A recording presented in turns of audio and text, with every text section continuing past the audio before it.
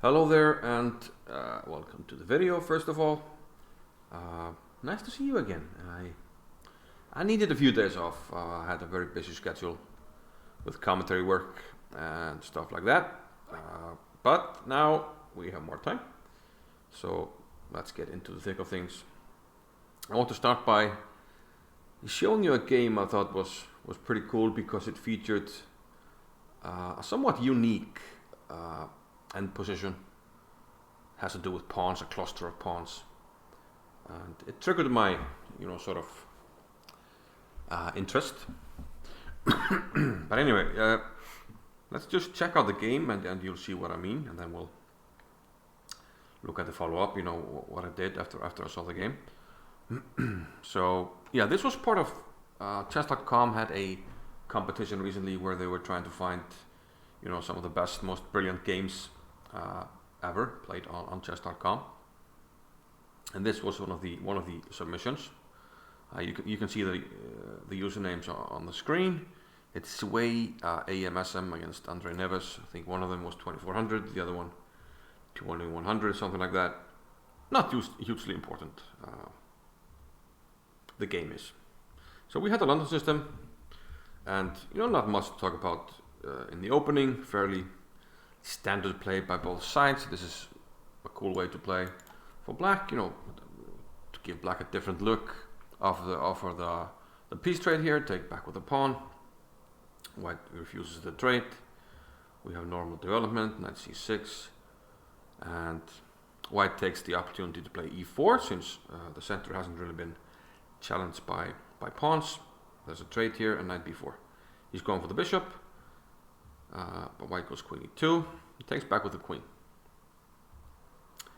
So now e5 is a pretty huge threat actually. But black plays d5, and that gives the e4 square for the knight, which wasn't available earlier. So now he can play knight to e4.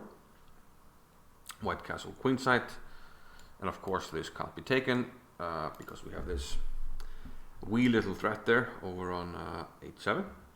c5. White intended to double the rook. c4, queen e3, and c3. Black is trying to open up lines on the queen side, otherwise white might close things down. Knight takes e4, and we flick in c takes b2. Still, even though files are opening, maybe white should have taken this. According to the computer, haven't checked that out really, and that's really not the purpose of the video to analyze the game. We just want to enjoy the game and see the chess beauty at the end of it. It's not a game without mistakes. We have h6, knight takes e4, takes, and white wants the rook on g4 to threaten the h6 pawn. So big threat right now.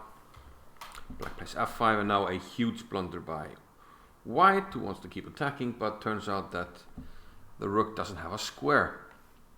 So white has to sacrifice a rook. Now, this isn't enough compensation, and black should be winning. Probably you should start running with the king here, or king e8, and then try to run away with the king. He went with bringing the rook to the defense here, but that does allow queen f6. Still should be winning for black. Queen d7 though. Black is not making the best moves, and d5. A bit of a hassle for black. If you take here, then maybe we can introduce the rook, and we have some threats of queen here or queen here. So black tried queen e7, offering the trade, but now white took. And now the power of the pawns, starts to become, somewhat of a compensation for white here. Not enough at times, but very close. So rook d8 was played, and it's very important that black cannot take here. We're threatening to fork the queen and the rook. If the rook were to go here, we can play e7.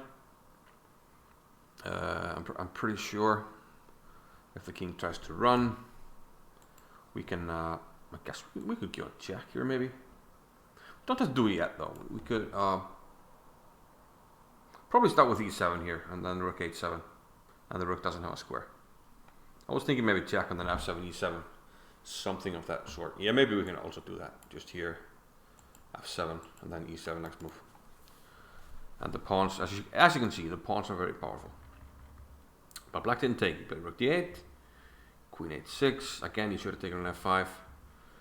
But now he gets to take an f5. But the king has managed to escape.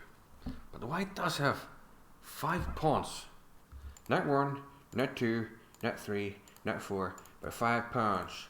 So that's a big fat avalanche of pawns coming black's way. And white starts pushing. Not the best move. We could have played rook h7, intending to, after black blocks, to take it and then play queen f7. Try to get a pass pawn. That's what he should have done. Instead, we have this, and now finally rook h7. Rook g7 only move, takes. And probably again, queen f7 should be played at some point. But white first played a3. We had to take rook d1 and takes. And then b5. And now finally white moves in, queen f7. Black has to take.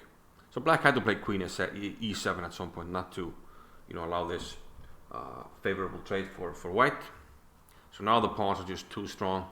King d7, g6, g7 is coming, so king e7. Attacking this pawn if you go g7. But then the other pawns they're too strong here. f6, and well, what can you do? King f8 trying to block the pawns, but turns out that this is too strong. And it's going to be mate. There's nothing black can do. Actually, what are you going to do? You can only move the rook, the king can't move, and well, the rook can try to stop one pawn at a time, but it's not going to be enough. So whichever pawn is attacked, the other one moves and it's going to be mate. And in fact, in the game we have rook e5 and g7 mate. Now, I thought this was pretty cool, this pawn cluster right here and the king in front of it. And I became curious, if this had ever happened in chess history even. I managed to find one game. It was not like this on f8 or mirrored on c8, but I did find one game where this happened on d8, and we're going to just join the middle game, where black actually won a piece. He should have played h takes g4 in this game, but he played h4, and eventually white started to sort of become okay. And here after rook f8, he's getting trades. We're going to trade one pair of rooks, and white's going to get all of a sudden the e pawn, especially after this d5 and then c6. Now the pawns are becoming way too strong. They're pushed, and black gave some checks. Eventually white figured out, okay, I have to run with the king to g3, e6, and then rook d4, threatening to queen. So you have to take. So he strengthened the pawns even more. And here the pawns come. Boom shakalaka. e6, and now you want to push d6. So king e7. Sorry, king to d8. If something like a5, we play this, king here, and then give the mate. So king here first. And now we can't play d6 because the bishop takes e6, so now we just have to protect e6. So here comes the king. b2, it's too late, d6, and we have the mate. So here black resigned, he can make a queen, but it's not going to be enough. We're going to have a mate. So this was the only example in my database of almost 8 million games where I found this pawn cluster with the king in front with the inevitable mate. So pretty cool. I always enjoy little things like this about chess, unique things and funny things like this. So add these to a playlist I call Chess Curiosities. Do check it out if you like stuff like this. I have more videos like this. I will be back this week with more instructional stuff, pattern recognition and stuff like that. So hope to see you around, and until next time, bye bye.